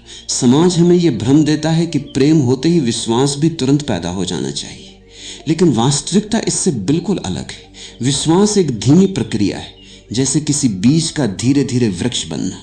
अगर कोई व्यक्ति अपने पिछले अनुभवों में बार बार धोखा खा चुका है या उसे भावनात्मक रूप से असुरक्षित माहौल मिला है, तो वो स्वाभाविक रूप से अपने भीतर एक सुरक्षा दीवार बना लेगा। ये दीवार उसे गलत नहीं बनाती, ये उसे जीवित रहने का तरीका देती है। अब सोचो, अगर एक स्त्री ने अपने जीवन में ये सीखा है कि जब वो पूरी तरह खुलती है तो उसे चोट मिलती है, तो क्या वो हर बार तुरंत पूरी तरह खुल जाएगी? नहीं, वो धीरे धीरे खुलेगी, और ये धीरे धीरे खुलना ही लोग छुपाना कह देते हैं। यहाँ एक गहरी गलतफहमी पैदा होती है। जो चीज वास्तव में आत्मसंरक्षण है उसे लोग छुपाव समझ लेते हैं, और फिर रिश्तों में अविश्वास शुरू हो जाता है।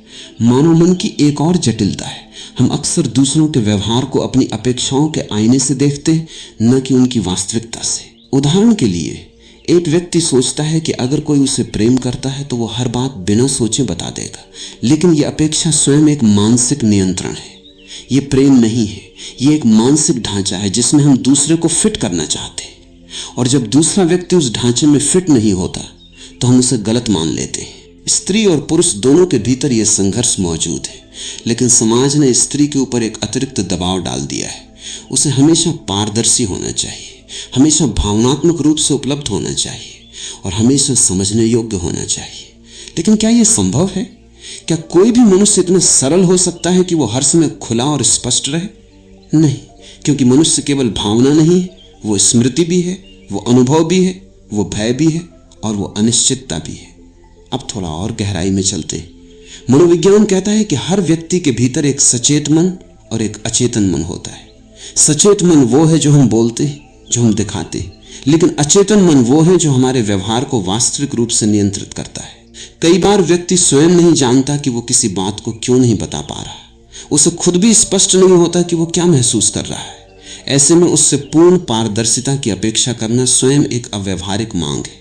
उदाहरण के लिए, एक स्त्री किसी संबंध में है और वो अपने साथी से पूरी तरह प्रेम करती है, लेकिन उसके भीतर कुछ पुरानी यादें हैं, शायद बचपन में उपेक्षा या किसी पिछले रिश्ते में चोट।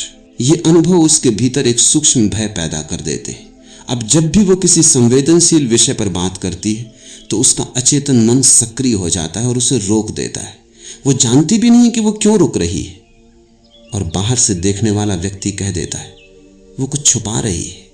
लेकिन क्या ये सच में छुपाना है, या ये एक मनोवैज्ञानिक प्रतिक्रिया है जो उसके भीतर स्वतः उत्पन्न हो रही है? यही वो बिंदु है जहां समझ और गलतफहमी अलग हो जाते हैं। एक और महत्वपूर्ण बात यह है कि मनुष्य हमेशा सुरक्षित स्थान की तलाश में रहता है। जब उसे लगता है कि वो सुरक्षित है, तभी वो अपने भीतर की गहराई को साझा करता है। यदि उसे थोड़ा भी खतरा महसूस होता है, चाहे वो भावनात्मक खतरा हो, जज किए जाने का डर हो या गलत समझे जाने का भय, तो वो स्वयं को बंद कर लेता है। ये बंद होना धोखा नहीं है, ये आत्मरक्षा है। लेकिन समस्या तब पैदा होती है जब हम सुरक्षा को समझने के बजाय उसे छुपाव समझ लेते और फिर हम प्रेम को एक युद्ध में बदल देते, जहां एक व्यक्ति खुलवाने की कोशिश करता है और दूसरा व्यक्ति खुद को बचाने की कोशिश करता है, और धीरे धीरे रिश्ता एक तनावपूर्ण स्थिति बन जाता है। अब एक और गहरी परत को समझो। मनुष्य केवल वर्तमान में नहीं जीता, वो अपने अतीत को भी साथ लेकर चलता है। हर नया संबंध पुराने संबंधों की छाया से प्रभावित होता है। अगर किसी स्त्री ने पहले अनुभव किया है कि उसकी भावनाओं का सम्मान नहीं किया गया, तो वो नए संबंध में भी पूरी तरह तुरंत खुल नहीं पाएगी। ये उसके प्रेम की कमी नहीं है, ये उसके अनुभव का परिणाम है। और यहाँ एक बहुत सूक्ष्म सत्य है, प्रेम जितना गहरा होता है, भय भी उतना ही गहरा हो सकता है।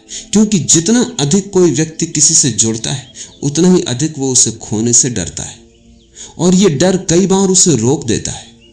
वो सब कुछ साझा नहीं कर पाता, क्योंकि उसे डर होता है कि कहीं उसका ये सच्चा स्वरूप उसे अस्वीकार न कर दे। अब सोचो, क्या हम सच में दूसरे व्यक्ति के भीतर की इस जटिलता को समझने के लिए तैयार हैं, या हम केवल एक सरल, नियंत्रित और पूर्वानुमेय संबंध चाहते हैं?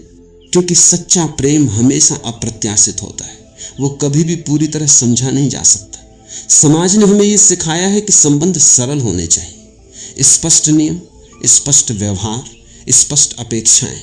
लेकिन जीवन ऐसा नहीं है। जीवन अनिश्चित है, बहुआयामी है और कभी कभी विरोधाभासी भी। एक ही व्यक्ति एक ही समय में प्रेम भी कर सकता है और भयभीत भी हो सकता है। वो खुल भी सकता है और बंद भी हो सकता है। ये कोई विरोधाभास नहीं है, ये मानवता की वास्तविकता है। लेकिन हम इस वास्तविकता को स्वीकार करने के बजाय सरल उत्तर खोजते हैं। वो छुपा रही है या वो ईमानदार नहीं है। ये सरल उत्तर हमें राहत देते हैं, क्योंकि वे हमें सोचने की जटिलता से बचाते हैं। लेकिन यही सरलता हमें समझ से दूर ले जाती है। अगर हम सच में गहराई से देखें तो हम पाएंगे कि छुपाना और खोलना दोनों ही मन की अवस्थाएं हैं, न कि नैतिक निर्णय। एक व्यक्ति कभी भी पूर्ण रूप से स्थिर नहीं होता, वो लगातार बदलता रहता है, और इस परिवर्तन को समझना ही वास्तविक प्रेम की शुरुआत है। प्रेम का अर्थ यह नहीं कि दूसरा व्यक्ति हमेशा खुला रहे। प्रेम का अर्थ यह है कि हम उसके बंद होने को भी समझ सके। प्रेम का अर्थ यह नहीं कि सब कुछ तुरंत मिल जाए। प्रेम का अर्थ यह है कि हम धैर्य रख सकें, उसकी गति का, उसके भय का, उसकी यात्रा का। और जब हम इस दृष्टि से देखते हैं तो छुपाना और न छुपाना दोनों ही महत्वहीन हो जाते हैं। जो बचता है वो केवल एक गहरी समझ है कि हर व्यक्ति अपने भीतर एक अनंत दुनिया लेकर चलता है, और वो दुनिया हर किसी के सामने एक साथ नहीं खुल सकती। जब हम प्रेम, व्यवहार और मानव संबंधों को केवल बाहरी स्तर पर समझते हैं तो हम हमेशा उलझन में रहते हैं, क्योंकि बाहर जो दिखाई देता है वो हमेशा भीतर की वास्तविकता का पूरा प्रतिनिधित्व नहीं होता। बाहर केवल एक व्यवहार है, लेकिन भीतर एक पूरा चेतना प्रवाह चल रहा होता है।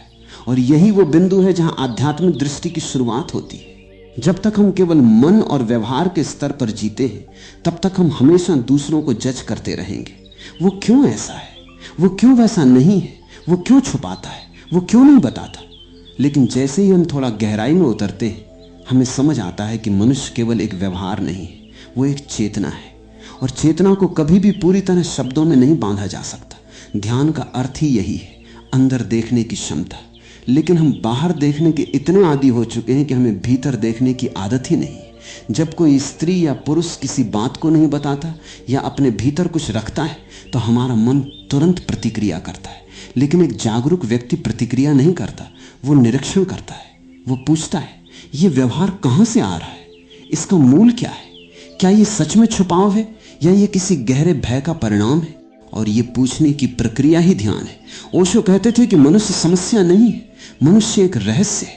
लेकिन हमने हर रहस्य को समस्या बना दिया है ताकि हम उसे हल कर सके। लेकिन प्रेम को हल नहीं किया जा सकता, उसे केवल जिया जा सकता है। और जब हम प्रेम को जीते हैं तो हम धीरे धीरे ये समझने लगते हैं कि हर व्यक्ति के भीतर एक अनंत आकाश है, और उस आकाश में कई बादल आते जाते रहते हैं। कभी वह खुला होता है, कभी बंद होता है, कभी स्पष्ट होता है, कभी धुंधला, लेकिन आकाश हमेशा वहीं रहता है, स्थिर, मौन, साक्षी। स्त्री के संदर्भ में यह समझ और भी महत्वपूर्ण हो जाती है, क्योंकि स्त्री की ऊर्जा स्वभावतः अधिक आंतरिक होती है। वह चीजों को पहले भीतर अनुभव करती है, फिर बाहर व्यक्त करती है। यह उसका स्वभाव है, उसकी प्रकृति है। लेकिन समाज ने उससे यह अपेक्षा बना दी है कि वह तुरंत स्पष्ट हो, तुरंत जवाब दे, तुरंत सब कुछ साझा करे। यह अपेक्षा उसके प्राकृतिक प्रवाह के खिलाफ जाती है। और जब कोई व्यक्ति अपनी प्राकृतिक गति के खिलाफ जीने की कोशिश करता है तो उसके भीतर संघर्ष पैदा होता है। ध्यान की भाषा में कहें तो हर व्यक्ति के भीतर दो स्तर होते हैं, एक सतही मन और एक गहरी चेतना। सतही मन जल्दी प्रतिक्रिया करता है, जल्दी बोलता है, जल्दी निर्णय लेता है, लेकिन गहरी चेतना धीमी होती है, मौन होती है, और वो हर चीज को समय देती है। जब कोई स्त्री किसी बात को तुरंत नहीं कह पाती तो अक्सर उसका गहरा स्तर अभी तैयार नहीं होता, लेकिन बाहर से देखने वाला व्यक्ति केवल सतही स्तर को देखता है और निष्कर्ष निकाल लेता है।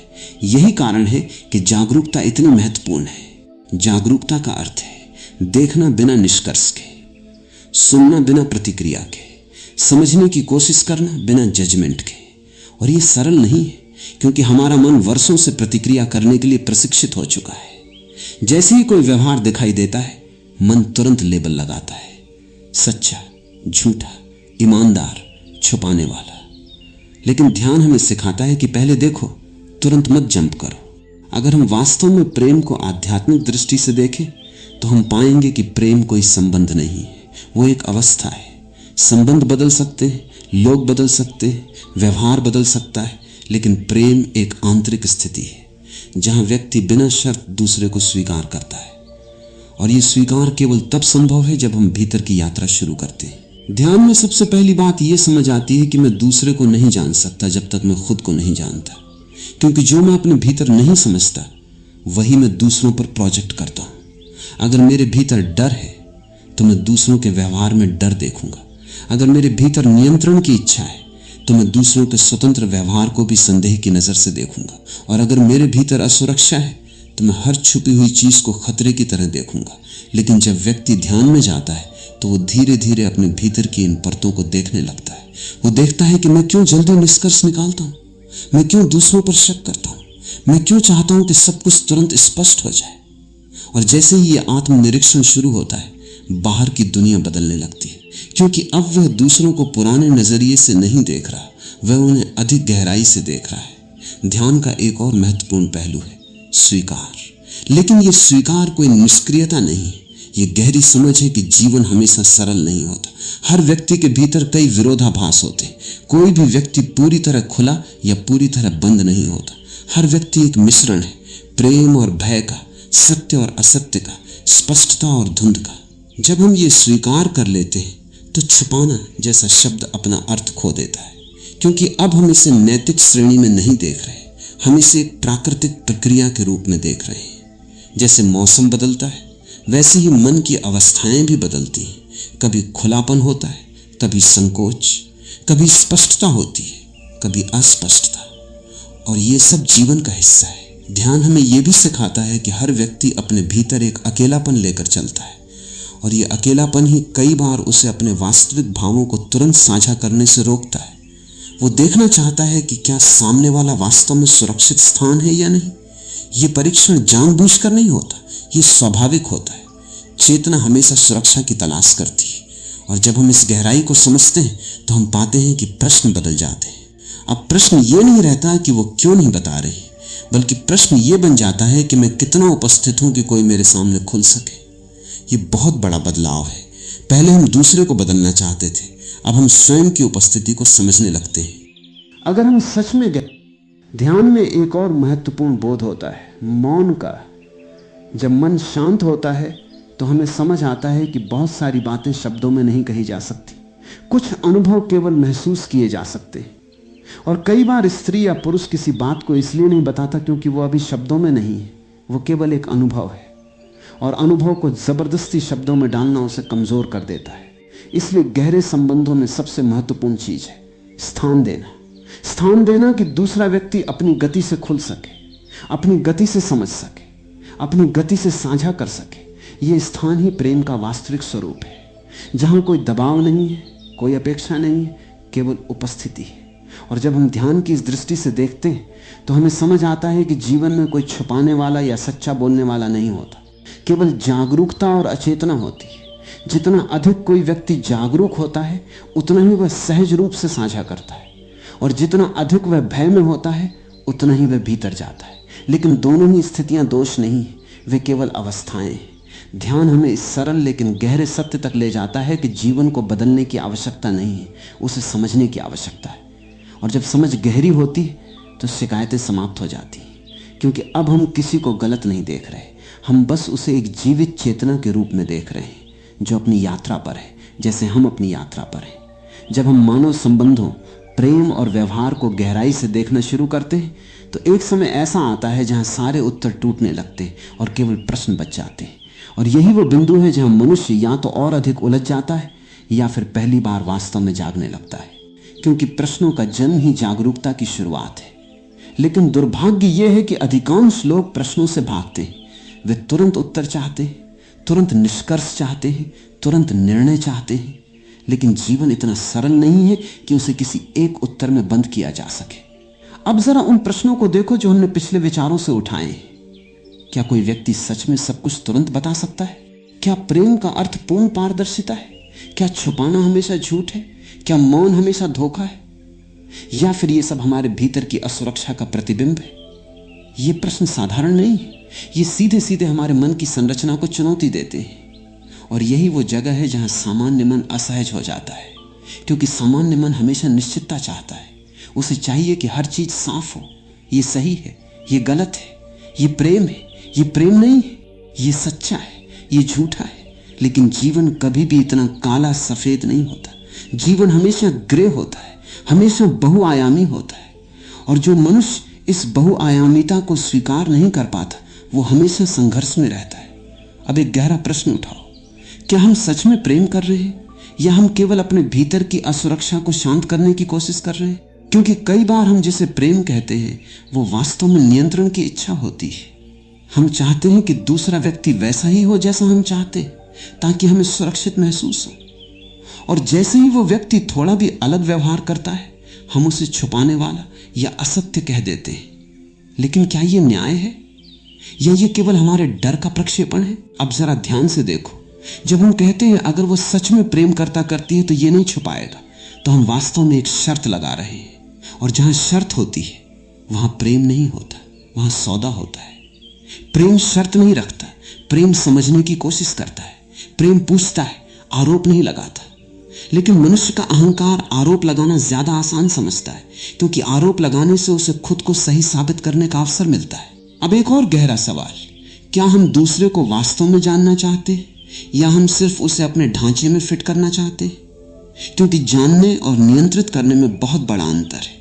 जानना एक खुलापन है, जबकि नियंत्रित करना एक बंद मानसिकता है। और अधिकांश लोग नियंत्रित करना चाहते हैं क्योंकि अनिश्चितता उन्हें डराती है। लेकिन क्या तुमने कभी सोचा है कि यह डर कहां से आता है? यह डर इसलिए आता है क्योंकि हम स्वयं अपने भीतर स्थिर नहीं। जो व्यक्ति अपने भीतर स्थिर है वो दूसरों से डरता नहीं, लेकिन जो व्यक्ति अपने भीतर अस्थिर है वो हर व्यवहार में खतरा देखता है, इसलिए वो लगातार प्रमाण चाहता है।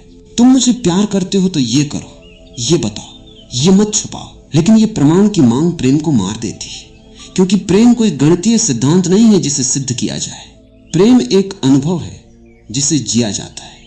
अब एक और महत्वपूर्ण बिंदु समझो, मानव मन हमेशा अतीत से संचालित होता है। हम वर्तमान में कम जीते हैं, अतीत में ज्यादा जीते हैं। अगर किसी व्यक्ति को पहले कभी धोखा मिला है तो वो नए संबंध में भी उसी दर्द को दोहराता है। वो हर नई स्थिति को पुराने अनुभव की नजर से देखता है, और इसी कारण वो छुपाने जैसी चीजों को तुरंत नकारात्मक अर्थ दे देता है। लेकिन क्या ये आवश्यक है कि हर मौन झूठ हो? क्या हर देरी धोखा हो? क्या हर अनकहा शब्द छुपाव हो? नहीं। लेकिन मन जो डर से भरा हुआ है वह हर अनिश्चितता को खतरे की तरह देखता है। और यही मन की सबसे बड़ी समस्या है। ये वास्तविकता को नहीं देखता, ये अपनी स्मृति को देखता है, और स्मृति हमेशा अतीत से रंगी होती है। अब यहाँ एक गहरी आध्यात्मिक चुनौती आती है। क्या हम अपने अतीत से मुक्त होकर देख सकते हैं? क्या हम किसी व्यक्ति को बिना पुराने अनुभवों के देख सकते हैं? क्या हम उसे पहली बार अभी इस क्षण में देख सकते हैं? अगर हाँ, तो ही वास्तविक समझ संभव है, अन्यथा हम हमेशा अतीत को वर्तमान पर थोपते रहेंगे। अब एक और प्रश्न, क्या हम ये स्वीकार कर सकते हैं कि हर व्यक्ति बदलता रहता है? कोई भी व्यक्ति स्थिर नहीं। आज जो व्यक्ति है वो कल वैसा नहीं रहेगा। उसकी भावनाएं बदलेंगी, उसके विचार बदलेंगे, उसकी प्रतिक्रियाएं बदलेंगी। और अगर हम स्थिर छवि बनाकर किसी को देखने लगते तो हम वास्तविक व्यक्ति को नहीं देख रहे, हम अपनी कल्पना को देख रहे हैं। और जब वास्तविकता और कल्पना टकराते तो संघर्ष पैदा होता है। अब एक और गहरी बात, हम अक्सर सोचते हैं कि अगर कोई व्यक्ति कुछ नहीं बता रहा है तो वो जरूर कुछ गलत कर रहा है, लेकिन यह धारणा भी मन की असुरक्षा से पैदा होती है। कभी कभी व्यक्ति इसलिए नहीं बताता क्योंकि उसे स्वयं भी स्पष्टता नहीं होती। कभी कभी वो इसलिए नहीं बताता क्योंकि वो प्रक्रिया में होता है, वो समझने की स्थिति में होता है। लेकिन हम प्रक्रिया को स्वीकार नहीं करते, हम तुरंत परिणाम चाहते हैं। हम चाहते हैं कि हर चीज तुरंत स्पष्ट हो जाए, तुरंत निश्चित हो जाए। लेकिन जीवन एक प्रक्रिया है, कोई अंतिम परिणाम नहीं। अब एक बहुत महत्वपूर्ण अस्तित्वगत प्रश्न, क्या हम दूसरों को उनकी अनिश्चितता के साथ स्वीकार कर सकते हैं? क्या हम किसी व्यक्ति को उसके अधूरेपन के साथ प्रेम कर सकते हैं? अगर उत्तर नहीं है तो इसका अर्थ है कि हम प्रेम नहीं कर रहे, हम पूर्णता की तलाश कर रहे हैं। और पूर्णता की तलाश हमेशा निराशा लाती है, क्योंकि कोई भी मनुष्य पूर्ण नहीं होता। अब यहां एक गहरा मोड़ आता है। जब हम इन सभी प्रश्नों को बहुत गहराई से देखते तो एक समय ऐसा आता है जब प्रश्न स्वयं समाप्त होने लगते हैं, क्योंकि हमें समझ आने लगता है कि समस्या दूसरे में नहीं है, समस्या हमारे देखने के तरीके में है। अब स्त्री और पुरुष दोनों एक नई दृष्टि में दिखाई देने लगते हैं। वे दोषपूर्ण नहीं है, वे केवल जागरूकता के विभिन्न स्तरों पर है। कोई अधिक खुला है, कोई अधिक बंद है, कोई अधिक स्पष्ट है, कोई अधिक जटिल है, लेकिन ये कोई नैतिक श्रेणी नहीं है। और जब ये समझ आती है तो निर्णय गिर जाते हैं, और जब निर्णय गिरते हैं तो समझ का जन्म होता है। अब सबसे महत्वपूर्ण प्रश्न जो बचता है, क्या हम प्रेम को एक नई दृष्टि से देख सकते हैं, जहां कोई शर्त ना हो, कोई आरोप ना हो, कोई तुलना ना हो? क्या हम दूसरे व्यक्ति को एक रहस्य की तरह देख सकते हैं, जिसे हल नहीं करना है बल्कि समझना है? अगर यह संभव हो जाए तो फिर छुपाना और बताना जैसे शब्द अपनी शक्ति खो देते हैं, क्योंकि अब हम किसी को जांच नहीं रहे, हम उसे जी रहे हैं। जब हम इस पूरी यात्रा को देखते हैं, प्रेम, छुपाव, विश्वास, भय और मानव मन की जटिल परतों को, तो अंत में एक बहुत शांत लेकिन गहरा सत्य धीरे धीरे उभरने लगता है। और वो सत्य किसी उत्तर जैसा नहीं होता, वो किसी निष्कर्ष जैसा नहीं होता, वो किसी सिद्धांत जैसा भी नहीं होता। वो बस एक समझ होती है, एक मौन बोध जो भीतर धीरे धीरे बैठ जाता है। जैसे किसी बहुत लंबे शोर के बाद अचानक सब कुछ शांत हो जाए और तुम पहली बार अपने भीतर की धड़कन को सुन सको। यही वो जगह है जहां असली समझ शुरू होती है। हमने बहुत कुछ पूछा, क्या स्त्री सच में प्रेम करे तो सब कुछ छुपाती नहीं? क्या छुपाना झूठ है? क्या बताना ईमानदारी है? लेकिन अब इन प्रश्नों को थोड़ा और गहराई से देखने पर समझ आता है कि शायद हमने प्रश्न ही गलत जगह से शुरू किए थे, क्योंकि हम हमेशा दूसरे को बदलने की कोशिश करते रहे, जबकि वास्तविक यात्रा कभी भी दूसरे से शुरू नहीं होती, वो हमेशा स्वयं से शुरू होती है। यदि हम सच में जीवन को समझना चाहते हैं तो सबसे पहले हमें यह देखना होगा कि हम स्वयं कैसे देखते हैं, हम दूसरों को किस नजर से देखते हैं, शंका की, भय की, अपेक्षा की या जागरूकता की? क्योंकि जो दृष्टि हम बाहर फेंकते हैं वही हमारे भीतर वापस लौटती है। अगर हमारी दृष्टि में भय है तो हमें हर जगह भय ही दिखाई देगा। अगर हमारी दृष्टि में नियंत्रण है तो हमें हर जगह अस्थिरता दिखाई देगी। और अगर हमारी दृष्टि में प्रेम और स्वीकार है तो धीरे धीरे सब कुछ सरल होने लगेगा। अब अंतिम समझ यही है कि मनुष्य कोई स्थिर इकाई नहीं है, वो एक प्रवाह है, एक प्रक्रिया है, एक लगातार बदलती हुई नदी। और नदी से यह अपेक्षा करना कि वो हर मोड़ पर एक ही तरह बहे स्वयं नदी के स्वभाव के विरुद्ध है। इसी तरह किसी भी व्यक्ति से यह अपेक्षा करना कि वो हमेशा एक जैसा रहे, हमेशा एक जैसा खुले, हमेशा एक जैसा बोले, यह भी जीवन के स्वभाव के विरुद्ध है। अब यहां एक बहुत सूक्ष्म लेकिन महत्वपूर्ण बोध आता है। प्रेम का अर्थ कभी भी पूर्ण जानकारी नहीं होता। प्रेम का अर्थ हमेशा गहरा विश्वास होता है। और यह विश्वास इस बात पर नहीं होता कि दूसरा व्यक्ति हर चीज बताएगा, बल्कि इस बात पर होता है कि चाहे वो जो भी हो, जैसा भी हो, वो सत्य के अपने स्तर पर जी रहा है। और ये समझ आने पर मन का तनाव धीरे धीरे कम होने लगता है।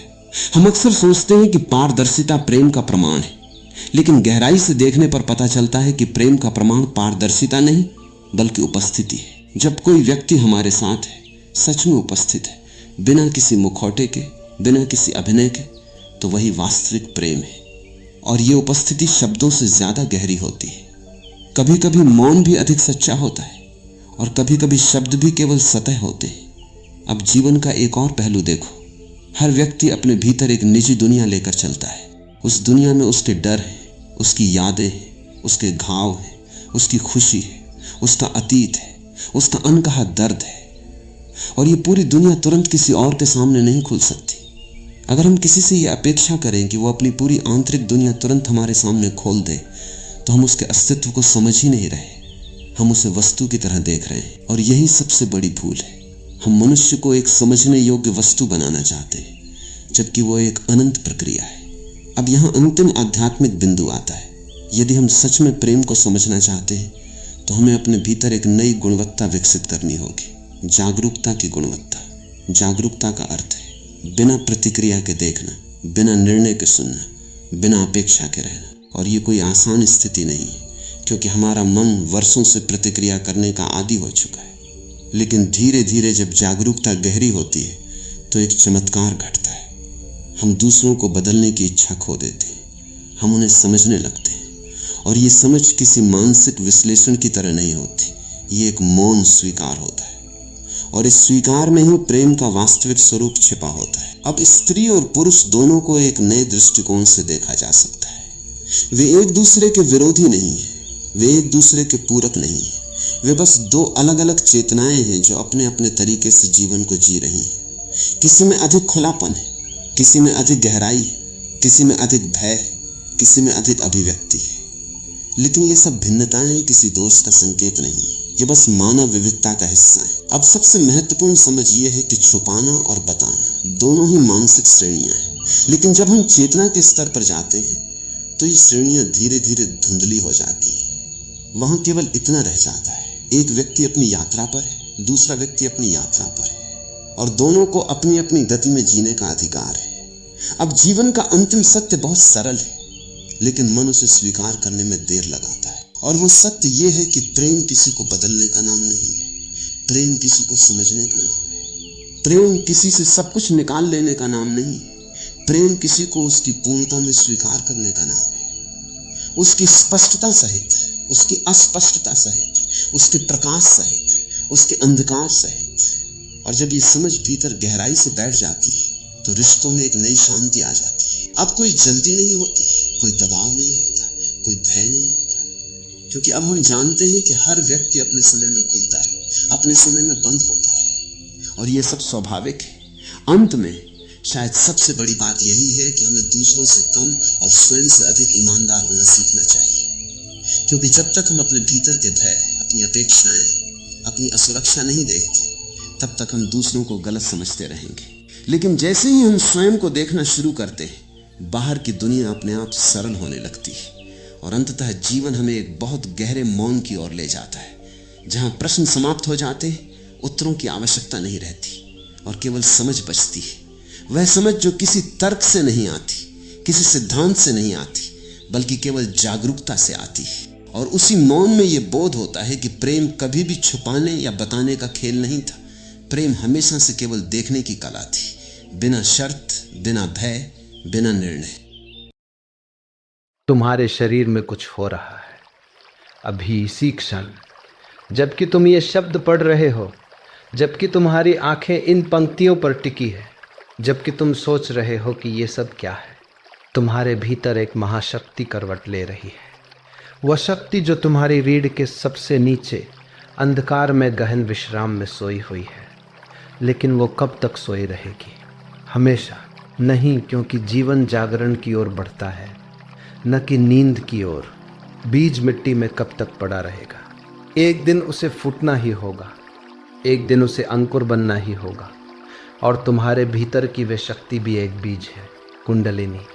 लेकिन जब वह जागती है तो तुम कैसे जानोगे, कैसे पहचानोगे कि जो हो रहा है वह कोई साधारण घटना नहीं, बल्कि तुम्हारे जीवन का सबसे असाधारण क्षण है?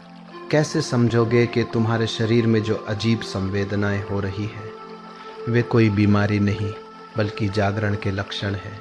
आज मैं तुम्हें 7 ऐसे गुप्त संकेत बताऊंगा जो तुम्हारा शरीर देता है जब कुंडलिनी जागरण की प्रक्रिया शुरू होती है। ये संकेत इतने सूक्ष्म हो सकते हैं कि तुम उन्हें अनदेखा कर दो, या इतने तीव्र हो सकते हैं कि तुम घबरा जाओ।